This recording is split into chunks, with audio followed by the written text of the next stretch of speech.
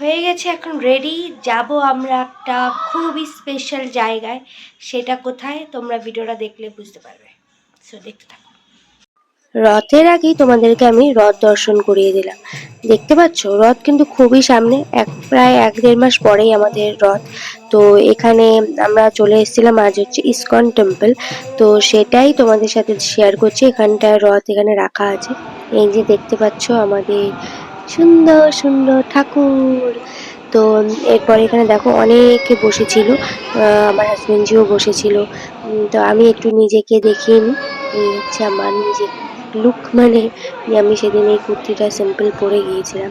খুব ভালো লাগে এই মন্দিরে গিয়ে বসলে, মনটা খুব শান্ত লাগে। তো আমরা প্রায় রোববারই চেষ্টা করি এখানে যাওয়ার।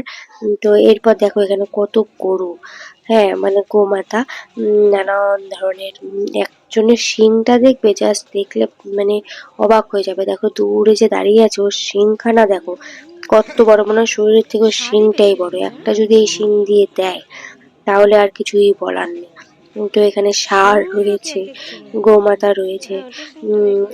আমি সেটা ভাবলাম যে চলো এবার একটু ষাঁড়দের সাথে ভিডিও করা যাক। আর তো কাউকে পেলাম না, তাই নিজে একটু ষাঁড়দের সাথেই ভিডিও করে নিলাম।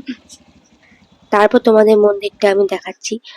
তো এখানে হচ্ছে অন্ন প্রসাদ দেওয়া হয়, খুবই টেস্টি খেতে, মানে কিছু বলার নাই। তো একবার ট্রাই করো। আর ভিডিওটা কেমন লাগলো অবশ্যই জানিও।